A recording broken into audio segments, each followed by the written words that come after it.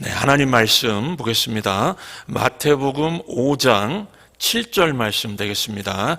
우리 이 말씀 함께 합독하시도록 하겠습니다. 다 같이 읽겠습니다. 시작.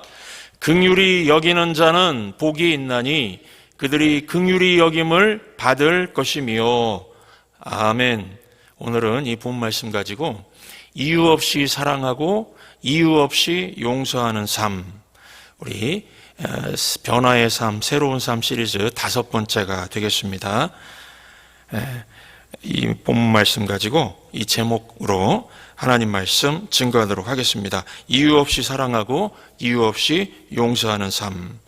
여러분, 세상은 실적 중심의 사회입니다. 일상생활하면서 실적 없이 대접받고 살 수 있을까요? 쉽지 않을 겁니다. 실적이 없다 그러면은 가정이나 사회에서 100% 배척당하게 되어 있습니다. 어려서부터 애들이 배우는 게 실적입니다. 이 아이들이 유치원에 갑니다. 100점 맞아오면은 엄마 100점이야. 그러면 엄마가 막 기를 살려주고요. 한 5개쯤 틀려오면은 엄마 50점이야. 그러면은 너는 커서 뭐가 될래? 너는 커서 뭐가 될래? 하면서 아이들 기를 죽입니다. 어려서부터 무엇을 배우지요? 실적이 없으면은 나는 별 가치가 없구나. 여러분, 남편들도 마찬가지죠? 남편이 월급을 가져다 주면은 아내의 태도가 좋습니다. 아내가 오셨어요 하면서 존댓말도 써주고 인사도 해주고 따뜻한 찌개도 끓여줍니다. 그런데 한 3개월만 월급 갖다 주지 않으면요, 거의 짐승 취급 당하는 남편들도 생길 수 있습니다. 지금 한국의 아버지들 가운데 이 퇴직한 아버지들이 힘들어하는 이유가 무엇일까요? 이 퇴직을 했더니 자녀들조차도 아버지를 무시하더라는 것입니다. 어떤 아버지가 울면서 말했습니다. 자녀가 하도 무례하게 하길래 이 혼을 내주려고 그랬더니요, 도리어 이 자녀가 아버지한테 큰 소리 치면서 말했다고 합니다. 아버지가 해준 게 뭐가 있다고. 내가 이렇게 힘들게 사는데 해준 게 뭐가 있다고요. 여러분, 이게 자녀의 본심은 아닐 겁니다. 자녀의 생존 자체가 아버지 없었으면 불가능했죠. 그런데 이런 말 들으면요, 자격지심인 아버지는 이런 말 듣고 다 무너지는 것입니다. 그래, 내가 제대로 해주지 못했지 뭐. 그러면서요, 여러분, 이 뿌리가 어디에 있습니까? 실적에 있습니다. 실적 없이는 무시받는다는 것입니다. 그래서 사는 게 힘든 것입니다.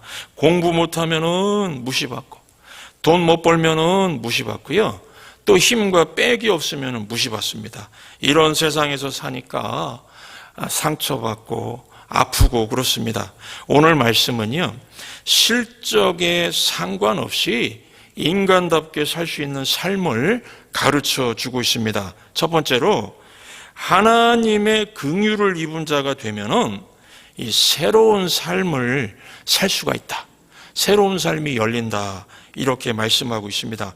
오늘 말씀 마태복음 5장 7절에 나오는 이 긍휼이라는 말은요, 실적이 없어도 친절하게 대하는 걸 말합니다. 실적을 따지지 않고 그냥 사랑하는 것을 말합니다. 하나님은 우리를 사랑하시는데 우리의 실적에 관계없이 우리를 사랑하셨습니다. 우리가 잘해서가 아니었습니다. 우리가 구원받을 때 무슨 실적이 있었나요? 우리가 하나님의 자녀 되는데 실적이 있었나요? 우리가 천국 가는 티켓을 얻는데 무슨 실적이 있었습니까? 전혀 없었습니다. 이게 세상과의 차이점이란 것입니다. 사도 바울이 다메섹 도상에서 예수님을 만났을 때에 실적이 있었습니까? 예수님 핍박한 것밖에 없었습니다. 사도 바울이 그걸 너무 감격해서 이렇게 고백합니다. 디모데전서 1장 13절 보시면, 내가 전에는 비방자요 박해자요 폭행자였으나 도리어 긍휼을 입은 것은, 여기 긍휼이 나오죠. 도리어 긍휼을 입은 것은 내가 믿지 아니할 때에 알지 못하고 행하였음이라. 사도 바울이 지금 긍휼을 입었다고 나오죠. 실적 없는 실적이 하나도 없었습니다. 이유가 없었습니다. 근거가 없었습니다.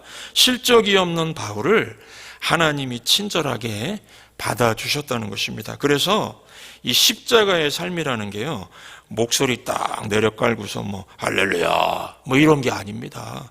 목소리 내리깔고 거룩한 척 하는 게 아니고요, 실적이 없더라도 그냥 상대방을 받아주는 겁니다. 무시 안 하는 겁니다. 이렇게 여러분, 하나님의 이 긍휼, 그냥 실적 없는 나를 받아주는 이 긍휼을 입을 때에 우리의 몸과 영혼이 힐링이 됩니다. 어떤 사람들은요, 행동이 변화되면 존재가 변화된다고 말합니다. 그렇지 않습니다. 존재가 변화되면 행동이 변화되게 되어 있습니다. 이 오늘 본문 말씀, 마태복음 5장 7절 말씀을 잘못 해석하는 분들이 있어요. 긍휼히 여기는 자는 복이 있나니 저희가 긍휼히 여김을 받을 것이며, 이 마치 조건절 같지요. 조건, 긍휼히 여기면, 그런 조건이 있으면은 사람들이 이것을 무슨 공적, 선행 이렇게도 생각을 하는데요. 그러면서 기독교에도 불교와 비슷한 것이 있네요, 이런 이야기를 합니다. 긍휼히 여기면 긍휼히 여김을 받는다면서요. 여러분, 이거 잘못된 접근입니다. 성경 해석을 잘못하는 것입니다. 오늘 이 말씀은 이런 의미와 가깝습니다. 긍휼히 여김을 받은 사람만이 긍휼히 여길 수 있다. 내가 먼저 긍휼히 여김을 받은 사람이 되어야 다른 사람을 긍휼히 여길 수 있다, 이런 의미입니다. 그래서 이 구절은 행동의 변화가 아니라 내가 존재 변화를 체험하는 걸 말합니다. 하나님의 긍휼을 입으면요, 내 존재가 바뀌어버립니다. 아무 실적이 없는 죄인을 구원받을 가치가 없는 죄인인데 하나님의 불쌍히 여기심, 거기엔 이유가 없었습니다. 하나님의 불쌍히 여기심 플러스 십자가의 희생적인 행동, 그것으로 우리의 신분 자체를, 우리 신분 자체를 죄인에서 하나님의 자녀로 바꾸어 놓으셨습니다. 할렐루야. 심판받을 죄인에서 구원받은 하나님의 자녀가 되게 하셨습니다. 이것을 긍휼을 입었다.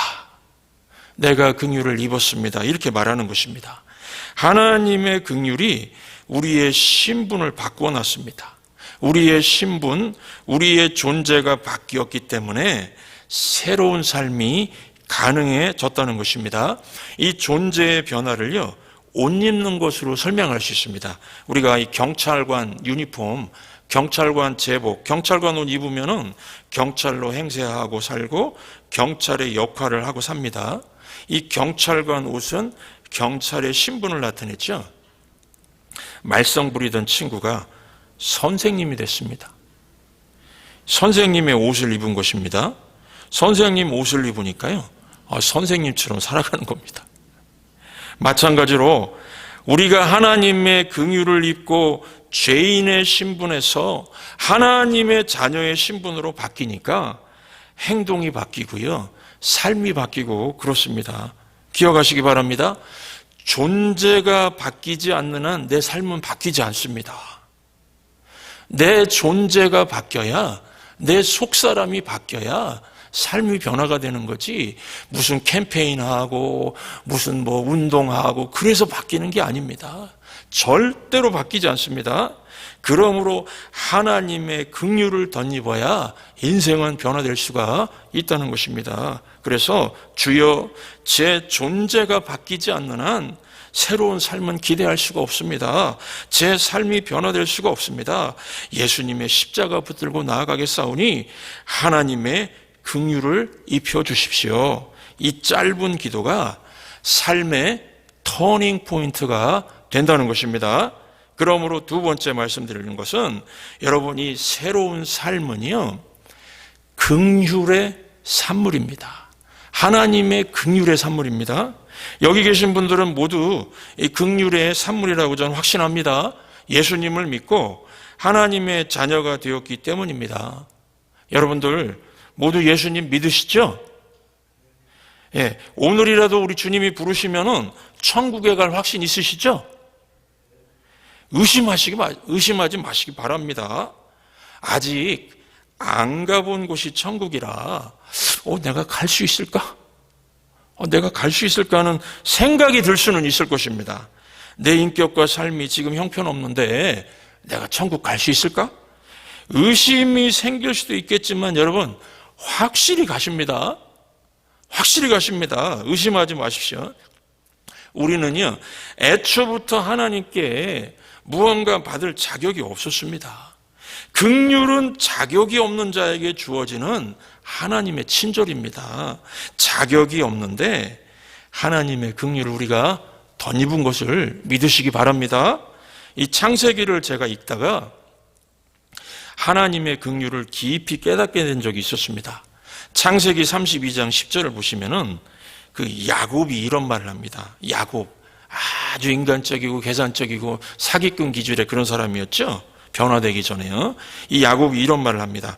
나는 주께서 주의 종에게 베푸신 모든 은총과 모든 진리를 조금이라도 감당할 수 없사오나 내가 내 지팡이만 가지고 이 요단을 건넜더니 지금은 2때나 이루었나이다. 성공하고 부자 됐다는 겁니다. 여러분 야곱이 라반의 집으로 도망치고 그 다음에 고향으로 돌아올 때까지 야곱이 하나님께 긍휼을 받을 근거가 있었습니까? 없었습니까?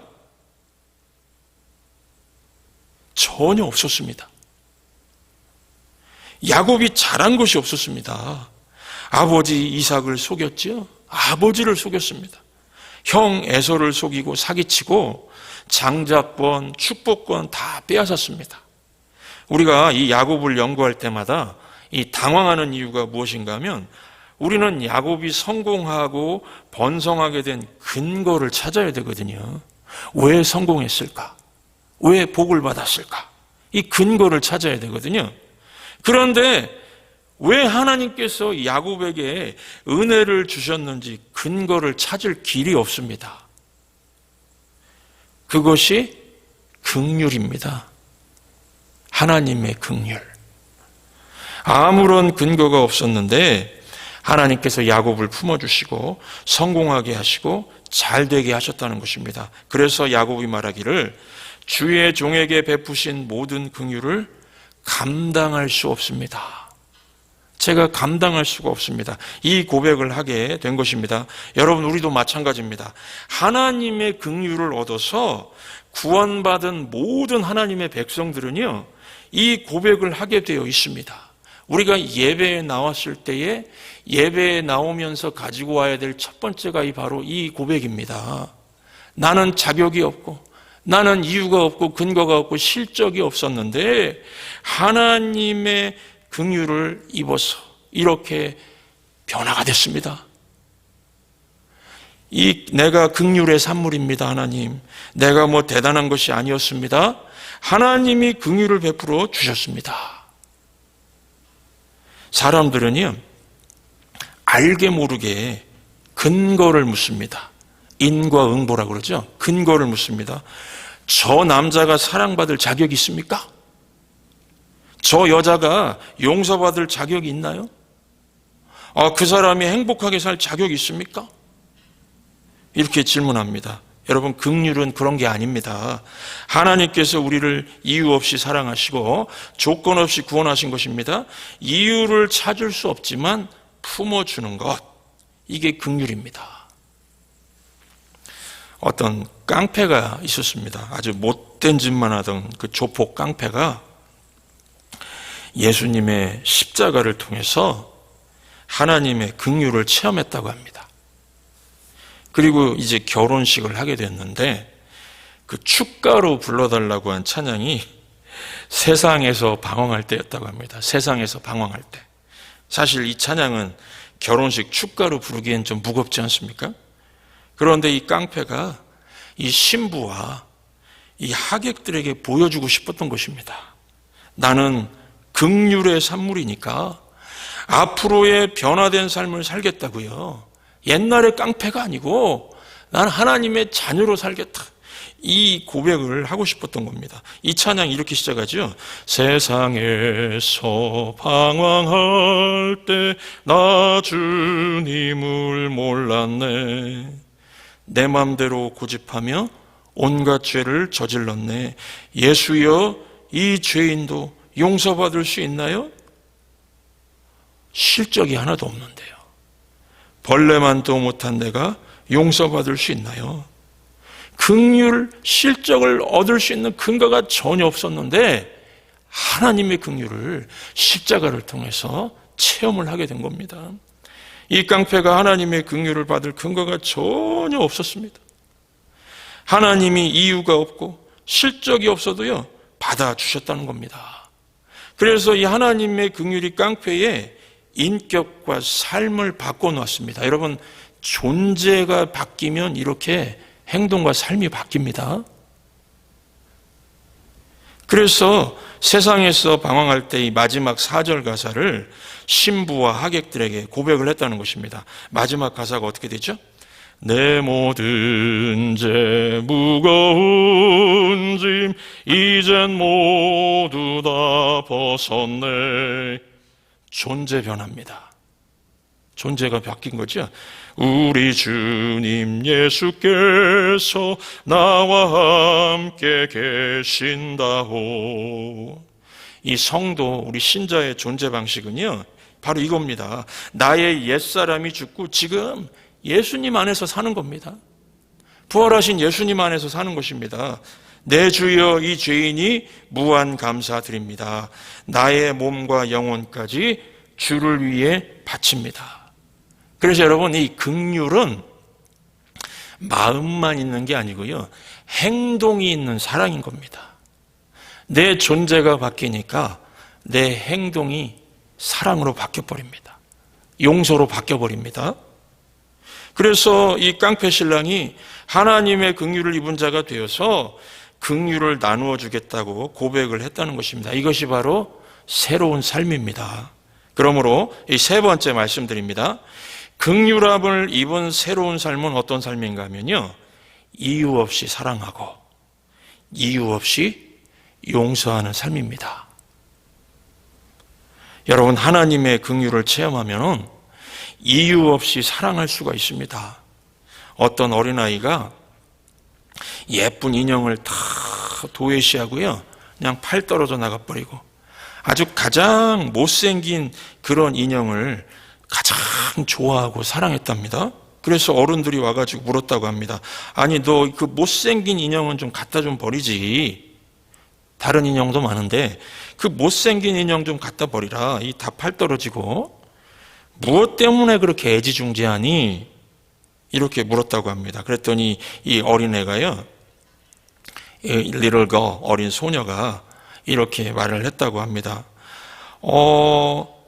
이 못생긴 인형은 내가 사랑해 주지 않으면 누가 사랑해 줄 수 없을 것 같아서요.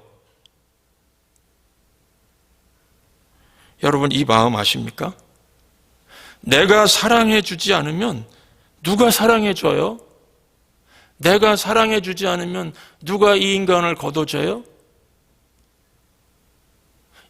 이게 긍휼의 마음입니다. 하나님 아버지의 마음이죠. 이것이 긍휼입니다. 이유가 없습니다. 진짜 사랑은 원래 이유를 설명할 수가 없습니다. 남녀 간의 사랑도 마찬가지라고 생각합니다. 여자분들이 가끔씩 묻지요. 왜 날 좋아했어요? 내가 예뻐서요? 내가 날씬해서요? 내가 머리가 좋아서요? 그런 사랑은요, 진짜 아무것도 아닙니다. 이런 조건적인 사랑을 했으면 반드시 끝이 안 좋습니다. 조건이 사라지면 그 사람 떠나게 돼 있습니다. 가장 큰 사랑은 긍휼입니다. 이유가 없습니다. 그냥 사랑하는 것입니다. 여러분, 우리는 이유 없는 사랑을 하며 사는 존재입니다.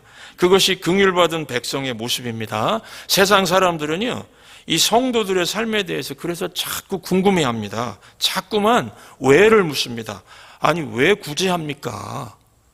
지금 본인도 어려운데 왜 구제를 합니까? 왜 그렇게 희생을 합니까? 왜 목숨 걸고 선교하러 갑니까? 왜 그렇습니까? 왜 그렇습니까? 왜 그렇습니까? 우리는 대답할 것이 무엇입니까?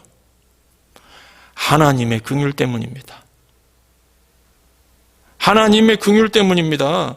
이 하나님의 진정한 긍휼을 맛본 사람은요, 이유를 설명할 수 없는 일들로 자기 인생을 채워갑니다. 이유가 없습니다. 그런데요, 이런 삶이 너무 행복합니다. 너무나 감사합니다. 지난주 설교 시간에 제가 그 좋은 잠바 사가지고 사서 입고 지하철 타고 이제 친구 만나러 가서 좀 자랑 좀 하고 싶었던 성도 얘기를 했는데요. 기억나시죠? 지하철 안에서 술에 취해가지고 얇은 옷 입고 벌벌벌벌 떠는 노숙자를 보고서 그냥 바로 산 그 옷 있죠? 잠바. 그거 벗어주고 나왔는데도요, 기뻐서 행복했다 그랬습니다. 이것이 사랑인가 봐. 그러면서요. 그 성도가 왜 그렇게 했을까요? 나도 이유 없이 사랑받았기 때문에, 나도 이유 없이 품어주셨기 때문에 바로 이런 모습으로 사랑하고 싶었던 겁니다. 이렇게 살면은 세상이 참 따뜻해지겠죠? 저와 여러분은 이런 따뜻한 성도가 되시기 바랍니다. 또 한 가지, 이 하나님의 긍휼을 입은 사람은 이유가 없습니다. 이유 없이 용서하며 살아갑니다. 용서를 못해서 세상이 얼마나 지금 불행하고 어렵습니까? 이유 없이 용서하며 살아갑니다. 인생을 살면서 깨달은 것 중에 하나가, 사람은요, 용서가 있어야 성장을 합니다. 저도 그렇고 여러분도 그렇고 모든 사람이 다 그렇습니다. 한 사람이 변화되고 성장하기 위해서는 반드시 누군가의 용서가 있어야 됩니다. 여러분, 만약에 제가 전도사 시절에 실수를 많이 했겠죠. 이 주의 종으로 가는 길에 실수 없이 가는 사람이 어디 있겠습니까? 제가 전도사 시절에 지금까지 실수했던 모든 거 용서받지 못하고 징계받았다 그러면은요, 저 절대로 이 자리까지 올 수 없었습니다. 용서받고 또 용서받았기 때문에 이 자리까지 온 것입니다. 우리 성도님들도 마찬가지입니다. 여러분들이 얼마나 많은 용서를 받았습니까? 용서받았기 때문에 이 자리까지 올 수 있었을 것입니다. 자녀들도 마찬가지죠. 부모에게서 얼마나 많은 용서를 받았습니까? 용서받았기 때문에 자녀들이 이 자리까지 올 수가 있었던 것입니다. 이스라엘 백성들, 성경에서 예를 들면 이스라엘 백성들도 용서의 산물이었습니다. 야곱의 아들이 12명 있었습니다. 12명이 있었는데 형들이 11번째 아들 요셉을 팔아먹어 버렸습니다. 요셉이 그런데 나중에 이 애굽의 총리가 되고 이 원수 같은 10명의 형제를 만났습니다. 만약에 그때에 요셉이 용서를 베풀지 않고 당신들의 죄를 잘 알고 있지, 목을 쳐라. 10명의 형들의 목을 쳤다고 하면은 이스라엘 백성은 2지파밖에 안 남을 것입니다. 요셉하고 베냐민이요. 이스라엘 지파가 생긴 것이 용서의 산물이라는 것입니다. 용서를 통해서 이스라엘 백성들이 서게 되었던 것입니다. 여러분, 우리가 아무것도 아닌데 하나님께서 건져주셨습니다. 그래서 세상 사람들이 이해하지 못하는 용서를 하고 있는 겁니다. 여러분들 그러시죠? 세상 사람들이 이해하기 힘든 그런 구제도 하고 있습니다. 세상 사람들이 이해하지 못하는 사랑을 하고 있는 것입니다. 이것이 성도의 본연의 모습이라는 것입니다. 그래서 세상 사람들이 이유를 몰라서 자꾸만 질문하는 인생을 사는 게 성도입니다. 아니, 왜 천성교회는 그런 일을 하십니까? 왜 성도님은 그런 친절을 베풀고 있습니까? 이 세상 사람들로 하여금 질문을 유발케 만드는 인생으로 사는 것입니다. 그래서 우리 천성교회는 뻔하다는 말이시죠? 뻔하다. 뻔한 교회 되지 않기를 바랍니다. 뻔한 교회는 어떤 교회인가? 실적 중심의 교회입니다. 실적 중심으로 가면 차별당하고 무시받는 그런 일이 생깁니다. 교회 안에서도. 세상도 실적 중심인데 교회도 실적 중심이면 안 되겠습니다. 교회는 잘못해도 용서하고 잘못해도 품어주고 사랑해야죠. 교회에서 실적 요구하는 게 뭘까요?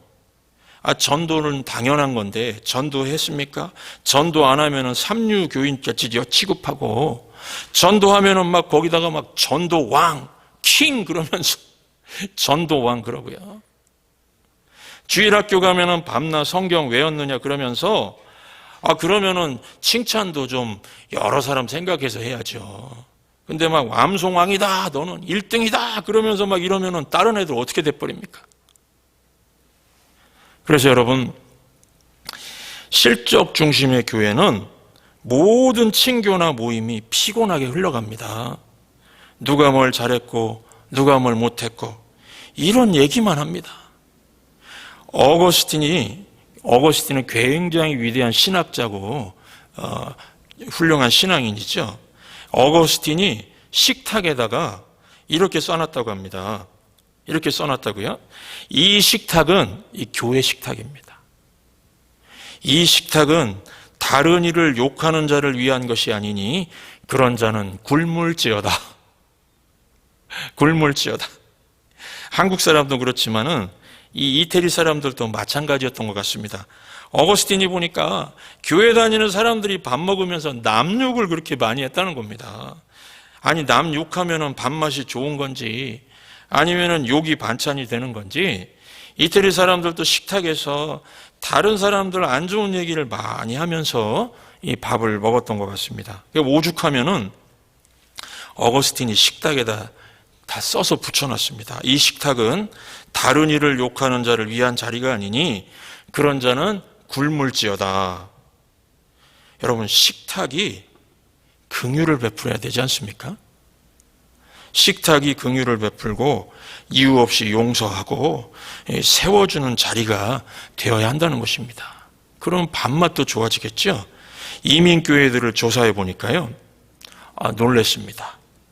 이민교회들이 굉장히 많이 이렇게 일어나서 부흥할 때도 있고, 요즘엔 조금 쇠퇴하는 쇠퇴기라고 하는데, 이민교회들을 조사해 보니까요, 많은 교회들이, 놀라지 마십시오, 많은 교회들이 식사하다가 망했다고 합니다. 밥 먹다가 망했다고 합니다. 밥 먹다가 남의 얘기하고 밥 먹다가 남의 욕하고 이런 것들이 교회 부흥에 도움이 되는 것이 아니라 말썽의 근원이 되었다는 것입니다. 아마도 이런 교회는요, 이 복음의 핵심, 지금 오늘 말씀이 정확하게 지금 복음의 핵심입니다. 이걸 제대로 이해를 못하고 실천을 못했던 것 같습니다. 교회는요, 하나님의 긍휼을 받아서 긍휼을 베푸는 자들의 모임이라는 것을요. 여러분, 교회에 오시면은 누구도 자랑할 것이 없습니다. 성도라는 신분 자체가 하나님의 긍휼로 얻게 된 것이지 우리의 의나 자격으로 얻은 것이 아니기 때문입니다. 우리는 구원받을 이유도 없었고요, 사랑받을 자격이 없었습니다. 구원을 위한 실적이 없었습니다. 그래서 로마서 5장 7절 8절 보시면은 의인을 위하여 죽는 자가 쉽지 않고 선인을 위하여 용감히 죽는 자가 혹 있거니와 우리가 아직 죄인 되었을 때, 이유가 없었습니다. 우리가 아직 죄인 되었을 때에 그리스도께서 우리를 위하여 죽으심으로 하나님께서 우리에 대한 자기의 사랑을 확증하셨느니라. 우린 자격이 없지만 이유 없이 용서받고 이유 없이 사랑받았습니다. 그래서 우리도 긍휼을 베푸는 교회를 이루고 긍휼을 베푸는 성도로 세상에서 사는 것입니다. 예배는요, 하나님 앞에 드리는 예배는 이것을 기억하는 겁니다. 이 하나님의 긍휼을 기억하고 긍휼을 베푸신 하나님 앞에 감사하는 것입니다. 그래서 교회 오실 때 두 가지 가져오셔야 되는데, 어린아이들한테 물어보면 예, 목사님 찬송가하고 헌금 가져와야 됩니다 그러는데요, 그거는 질문할 필요가 없는 거고요. 두 가지 가져오셔야 되는데, 감사하는 마음하고 회개하는 마음입니다. 하나님의 긍휼에 감사하는 마음이 있는 것이죠. 그리고 긍휼을 입은 자로서 내가 너무 부족하게 살았습니다. 그럼 회개하는 마음이 있는 겁니다. 이 두 가지가 예배 기본입니다. 긍휼을 베푸신 하나님 앞에 감사하는 거죠. 고백하는 겁니다. 오늘 말씀 기억하시면서 우리가 하나님의 보좌 앞으로 나아가서 지금 그 하나님의 보좌 앞에 모여드리는 예배가 예배 아닙니까? 오늘 이 말씀 기억하시면서 주의 보좌로 나아갈 때에 내가 어떻게 나가야 될까? 우리 이 질문을 하시면서 우리 이 찬양을 함께 부르시도록 하겠습니다. 주의 보좌로 나아갈 때에 어떻게 나가야 할까? 나를 구원한 주의 십자가 그것을 믿으며 가네. 주의 보좌로 나갈 때에 나 여전히 부족하나.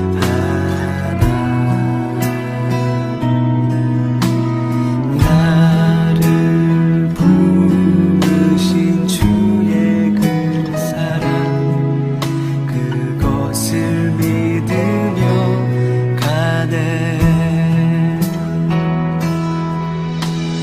자격 없는 내 힘이 아닌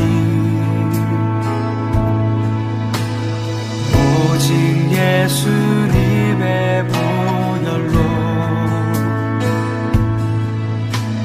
자격 없는 내 힘이 아닌 오직 예수님의 보혈로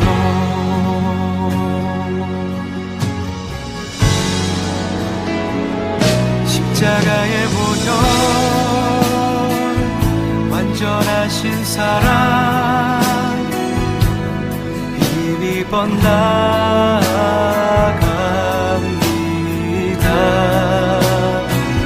십자가의 보혈 완전하신 사랑 힘입어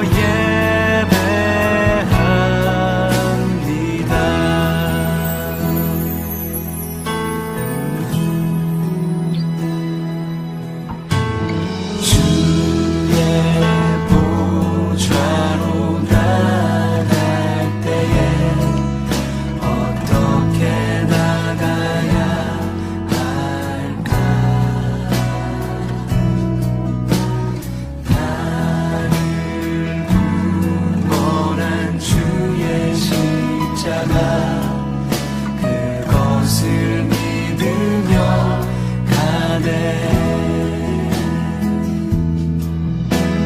주의 보좌로 나갈 때에 나 여전히 부족하나.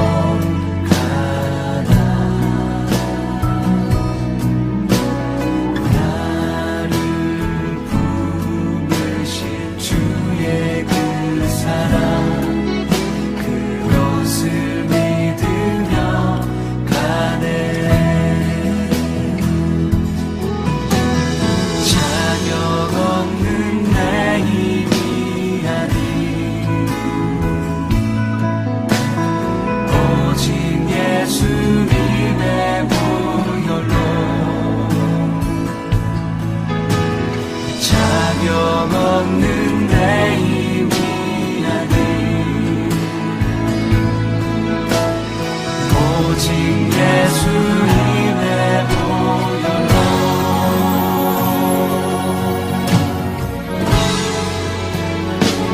십자가의 보혈 완전하신 사랑 힘입어 나아갑니다.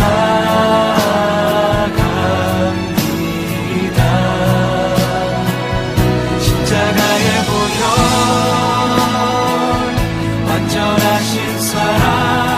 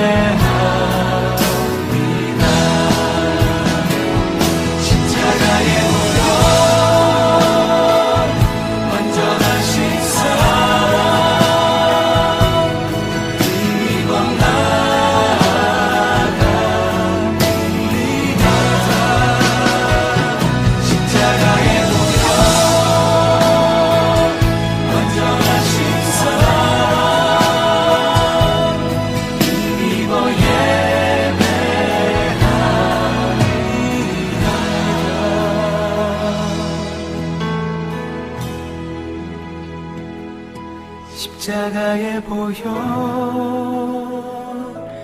완전하신 사랑 힘입어 십자가의 보혈 완전하신 사랑 힘입어 나갑니다.